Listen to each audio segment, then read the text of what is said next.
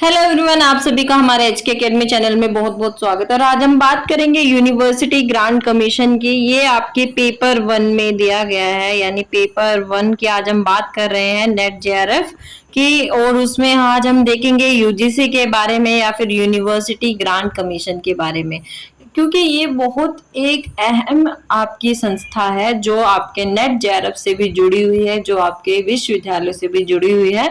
आज हम देखेंगे कि इसमें क्या क्या चीजें हैं, कब इसकी शुरुआत होती है, इसका जो संवैधानिक ढांचा है वो कैसा है, या फिर इसको कौन सी निकाय के अंदर रखा जाता है, और इसका जो प्रशासनिक ढांचा है या इसका एडमिनिस्ट्रेटिव है वो किस तरीके से काम करता है।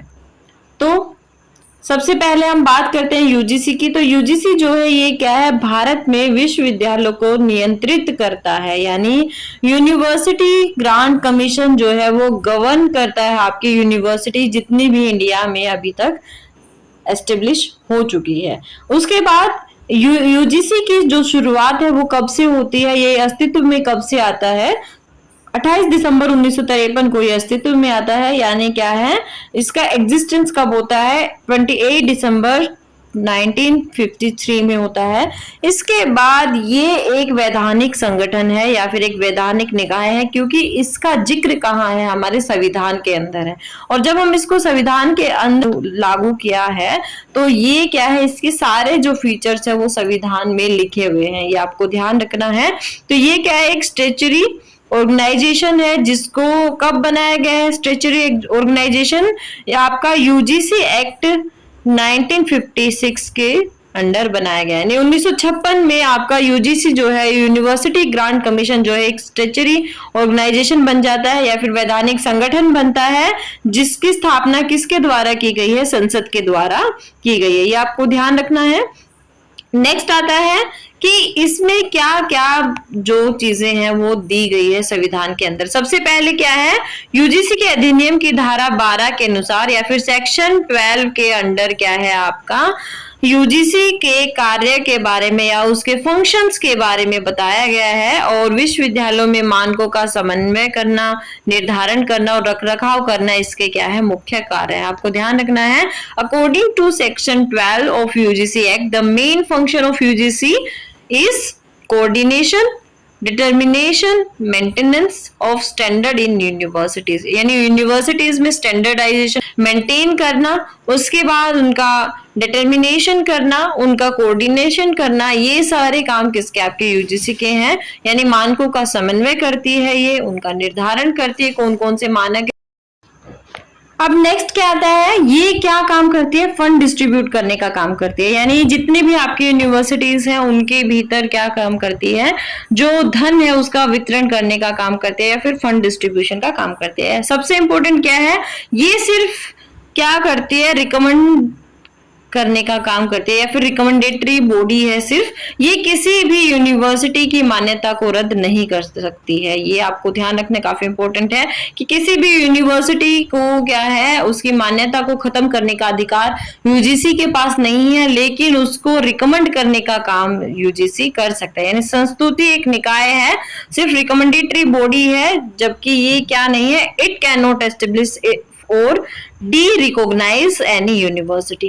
नेक्स्ट आपका इसमें क्या देखते हैं, एडमिनिस्ट्रेटिव हायरार्की क्या क्या है। सबसे पहले हायरार्की में कौन है आपका, चेयरमैन।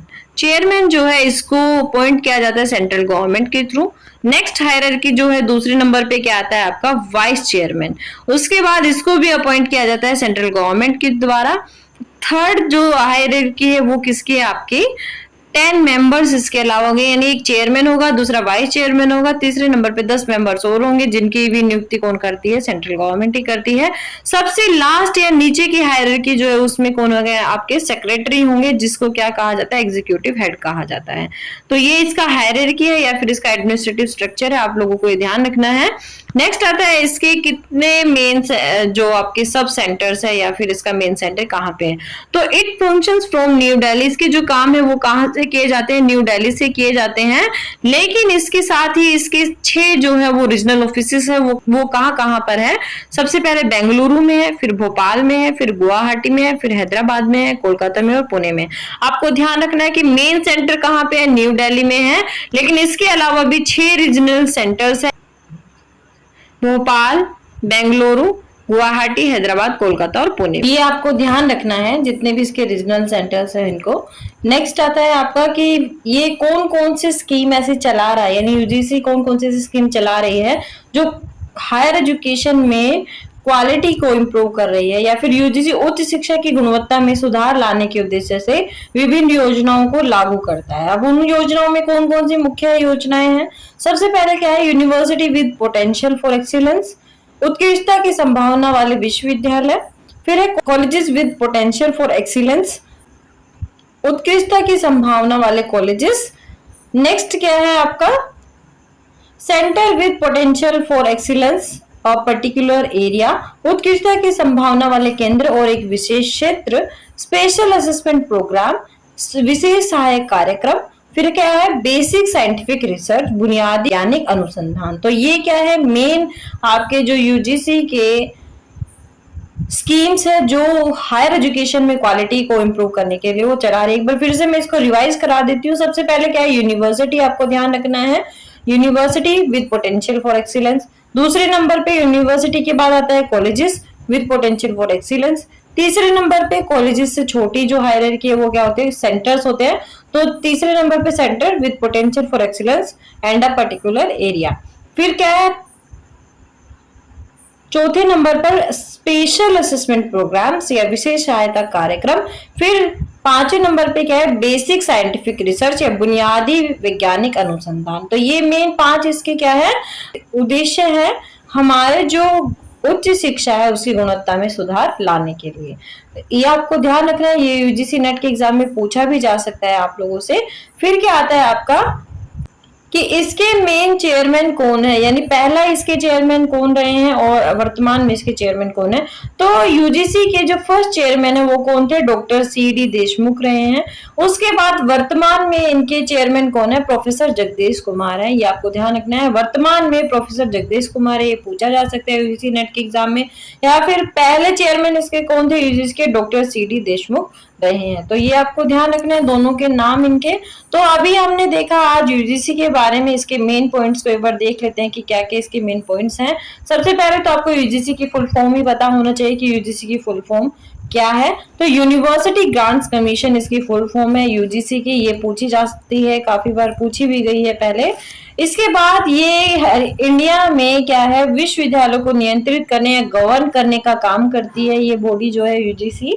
इसके बाद ये क्या है, कब अस्तित्व में आते हैं या फिर यूजीसी का गठन कब होता है, 28 दिसंबर 1953 या फिर 28 दिसंबर 1953 में यूजीसी को गठित किया जाता है। और उसके बाद ये स्टेचुटरी ऑर्गेनाइजेशन या फिर ये स्टेचुटरी जो आपका संगठन है, ये वैधानिक संगठन है या निकाय है, वो कब बनते हैं, स्टेचुटरी बॉडी कब बनते हैं, 1956 में। ये आपको ध्यान रखना है। संसद द्वारा एक्ट पारित किया जाता है, यूजीसी एक्ट 1956, उसके थ्रू क्या बनाया जाता है, यूजीसी को स्टेचुटरी ऑर्गेनाइजेशन बना दिया जाता है। नेक्स्ट क्या आता है इसमें कि इसमें जो सेक्शन 12 है यूजीसी एक्ट का, ये इसके मेन फंक्शंस की बात करता है कि यूजीसी के मेन फंक्शंस क्या क्या है, कोऑर्डिनेशन करना, डिटर्मिनेशन करना, मेंटेनेंस करना यूनिवर्सिटी के स्टैंडर्ड को, यानी भविष्य विद्यालय में मानकों का ये समन्वय करेगा, निर्धारण करेगा और उसका रखरखाव भी करेगा। नेक्स्ट क्या है इसमें कि ये सिर्फ रखरखाव या मानकों के निर्धारण तक ही सीमित नहीं है, ये फंड भी डिस्ट्रीब्यूट करेगा एजुकेशन सिस्टम को चलाने के लिए यूनिवर्सिटीज में। इसके बाद क्या है, मोस्ट इंपोर्टेंट क्या है, ये सिर्फ क्या है, एक रिकमेंडेटरी बॉडी है, ये किसी भी यूनिवर्सिटी की एस्टेब्लिशमेंट या फिर उसको डी रिकॉग्नाइज करने की शक्ति या फिर अधिकार नहीं रखता है। यानी क्या है, ये सिर्फ क्या करता है, एक संस्तुति निकाय है कि रिकमेंड कर सकता है किसी यूनिवर्सिटी के बारे में, लेकिन वो क्या है, किसी भी यूनिवर्सिटी को स्थापित करने या उसकी मान्यता करने का अधिकार नहीं रखता है। इसके बाद हमने देखा कि इसके एडमिनिस्ट्रेटिव हायरार्की में क्या है, पहले पे चेयरमैन है, दूसरे पे वाइस चेयरमैन है, तीसरे पे 10 अदर मेंबर्स होंगे इसकी कमेटी में, और लास्ट में क्या है, सेक्रेटरी होंगे जो क्या होते हैं आपके एग्जीक्यूटिव हेड होते हैं। और जो चेयरमैन, वाइस चेयरमैन और 10 मेंबर है, इन तीनों को अपॉइंट करने का काम कौन करता है, सेंट्रल गवर्नमेंट इनको अपॉइंट करने का काम करती है। उसके बाद हमने देखा कि इसका मेन सेंटर कहाँ पे, न्यू दिल्ली में है, लेकिन इसके 6 रीजनल ऑफिसेस हैं, वो कहाँ कहाँ पे, बेंगलुरु, भोपाल, गुवाहाटी, हैदराबाद, कोलकाता और पुणे में है। इसके बाद हमने देखा कि यूजीसी ने वेरियस स्कीम चलाई हुई है। सबसे पहले यूनिवर्सिटीज के लिए university with potential for excellence, फिर कॉलेजेस के लिए colleges with potential for excellence. फिर थर्ड क्या है आपका, सेंटर्स के लिए centre with potential for excellence and a particular area. फिर है स्पेशल असेसमेंट प्रोग्राम्स। फिर है बेसिक साइंटिफिक रिसर्च। इसके बाद क्या है कि इसके पहले जो चेयरमैन है वो कौन रहे हैं आपके, सी डी देशमुख रहे हैं या फिर डॉक्टर सी डी देशमुख रहे हैं। और वर्तमान में इसके जो चेयरमैन है वो कौन है, प्रोफेसर जगदीश कुमार जी हैं। तो आपको ये ध्यान रखना है। तो ये था छोटा सा लेक्चर या फिर छोटा सा इंफॉर्मेशन आपका यूजीसी के रिगार्डिंग या यूनिवर्सिटी ग्रांट्स कमीशन के रिगार्डिंग, जो पहले पेपर में यूजीसी नेट के एग्जाम में पूछा जाता है। काफी इंपॉर्टेंट भी आपका ये जो स्टेचुटरी बॉडी है या संवैधानिक निकाय है, जिसका क्या है बहुत अहम रोल है आपके यूजीसी नेट, उसमें भी और विश्वविद्यालयों के विकास या उच्च शिक्षा की गुणवत्ता के को सुधारने में भी। तो आई होप सभी को समझ आया होगा। किसी का कोई क्वेश्चन है, कोई क्वेरी है तो मुझे कमेंट सेक्शन में भेज सकता है। और वीडियो आपको पसंद आए हो तो लाइक कीजिए, हमारे एचके एकेडमी चैनल को सब्सक्राइब करना ना भूलें। मिलेंगे नेक्स्ट वीडियो में जिसमें हम बात करेंगे हायर एजुकेशन के अदर जो इम्पोर्टेंट फैक्ट्स हैं और अदर जो टॉपिक है उनके बारे में, नेट जेआरएफ के पेपर 1 के बारे में। तो तब तक के लिए थैंक यू।